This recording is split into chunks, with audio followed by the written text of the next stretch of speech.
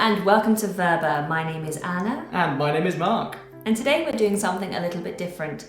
Mark here is a musical theatre MD, and during his career he has sat in on literally hundreds of auditions. So he has seen some horrors in the audition space. Yeah. So we thought we would put together our top 10 tips on what not to do in a musical theatre audition. So, Mark, rule number 1. Don't be late. What, arrive 20 minutes early? Yeah, give yourself plenty of time to relax, to get warmed up, and in the off chance that we're running ahead of schedule, you can get in early, get your audition done. Yes, there's never an excuse for being late. So, don't be late. Rule number 2. Don't be rude to anybody. This includes the people in the waiting room with you, and it especially applies to the stage management team who will greet you when you arrive and will take you into the audition. They're always very close with the casting director and will pass on anything they hear. Hello, how are you? Can I get you anything? Shh, I'm trying to prepare. And don't be rude to the pianist. On a personal note, never be rude to the pianist. Don't click tempos at me. And just a nice thank you on the way out. They could well be the musical director or even musical supervisor of the entire show. Rule number 3.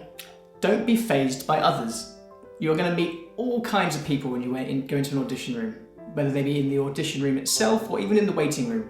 Try not to let their attitude put you off and ruin your day. Some people will specifically go out of their way to make you feel uncomfortable so you do a bad audition.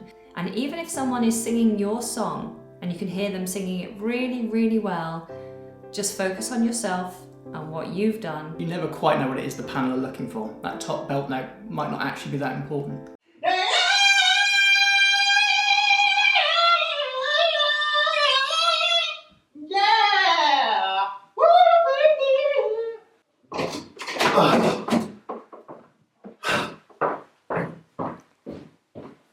Rule number 4.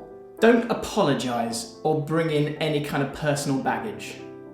Yes, many people start an audition with an apology, don't they? Whether it's, I'm sorry, I'm not feeling very well, I'm sorry I haven't done this song for a while. If you're starting with an apology, then the panel are just expecting you to be rubbish. What you want is to go in with complete confidence. Don't come in and unload, in a physical sense or a mental sense, all of your baggage on the audition panel and the pianist. So whether that be how much of a terrible day you've had and how you've just broken up with your boyfriend or your girlfriend, don't need to bring it into the room. Hello. Hello, nice to Sorry, my meet hands you. are really sweaty. No, that's okay. Sorry, I'm so nervous. No, that's totally fine. I'm really sorry. I haven't done this for a long time. It's fine, just calm down, breathe. Okay, sorry. Can I just have a look at the words? I'm really sorry. I haven't looked at them for. Sorry, no, you have them. Thank But I'm so sorry. Do you mind? Sorry, I don't know the words that well. Could you prompt me if I get it wrong? Rule number 5. Don't audition if you're ill. If you're really ill, then don't come to the audition at all. If you start with an apology saying that you're poorly, it means we're not going to get a real idea of what you're able to do. And in a day where we might see 25, 30, 40 different people, we can't start trying to approximate what you're capable of. And a panel certainly doesn't want you coming in and spreading your germs. So if you're sick, they're really not going to want you to be there. Rule number 6. Don't expect the pianist to wing it. Your pianist is probably incredibly talented and will be able to transpose at sight and will be able to tinkle around any kind of notes and probably can play from memory a number of songs. But they are not the ones auditioning here, you are. So if you want to get the best out of your pianist, you will bring them the sheet music in the right key, with the right arrangement. You wouldn't want to improvise singing, so don't expect a pianist to improvise your accompaniment. Just take a couple of minutes at the start of your audition just to go through the music with the pianist. Sing the first line to them so they get an idea of the style and the tempo and things like that, and just show them any little repeats, cuts, alterations you've made. Hello. Hello. Hi. Nice to Hi. meet you. So I'm going to be singing New York, New York. I didn't read the sheet music because obviously I thought you'd know that.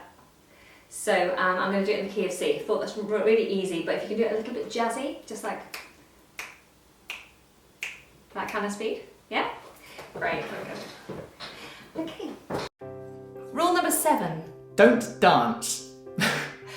A singing call is a singing call. It's because the panel want to hear your voice and see what story you can communicate through your voice. They're not there to see how good you are at dancing. So even if you're doing a piece from cabaret, you don't need to don your bowler hat and your hot pants and start kicking the leg up to your shoulder. So keep the dancing for the dance call.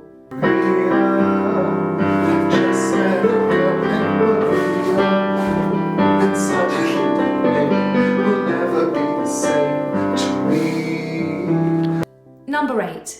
Don't attempt to shock. By this, we're talking about doing pieces that are overly emotional, using songs that have lots and lots of swearing in, or being overly sexual. You're in a small room with a few people, and anything too over the top often just puts a bit of distance between us. Makes you uncomfortable. Yeah, you never want an audition panel to feel uncomfortable in any way. Come on, babe, why don't we paint the town? And all that jazz, I'm gonna rouge my knees and put my stockings down. And all that jazz. Number 9. Don't bad mouth. And this applies at every stage of your audition, whether you be in the actual audition room or even in the waiting room. Don't slag off people you've worked with, directors, actors, musical directors, choreographers, because you never know who knows who. So you've just finished West Side Story. Yes. How was that? Oh my gosh, I absolutely loved it. Although there was a couple of issues with the choreographer, who was a bit of an arsehole, really. Truth be told, I'm not very good at the choreographing. Yeah, my husband choreographed that show. Rule number 10. Don't overstay your welcome. At the end of an audition, we tend to ask you, have you got any questions? And we do actually mean that. If there's anything you need to know, please ask, but don't waffle. And keep it relevant. Yeah. Like, don't ask random questions for the sake of asking questions. If you ask an irrelevant question, they're going to know that you haven't done your research, that you haven't really thought about the project or what you're about to say, that you're just saying something for the sake of taking up time, and what you're doing is wasting their time. That was great. So, do you have any questions for us? Well, actually, yeah. I would love to know more about your thoughts for the show. Because actually, I've had this amazing idea to stage Cats, but what I do is I'd have everyone suspended. I was thinking about like fireworks. Have you ever seen that Matthew Bourne dance musical that was on? It was on in London quite a while ago. I was so inspired by it, and I just thought, yes, like that's the kind of show I want to do. So, you know, if I was in your show, I'd really push for some more aerial work. I know an amazing choreographer that you have to work with. I can't remember her name, but we did some shows together back in '96. It was wild. Anyway, and the whole costuming. Now, if you are attending an audition soon, then first of all, good luck. Secondly, don't forget to warm up properly, and maybe a few days before be doing your vocal exercises in order to get yourself into good vocal shape. We do offer lots of vocal warm-up videos here on our channel, so make sure you check those out. And before you leave, don't forget to press that big red subscribe button, which is down below. Otherwise, we'll see you again soon. Take care and good luck. Bye.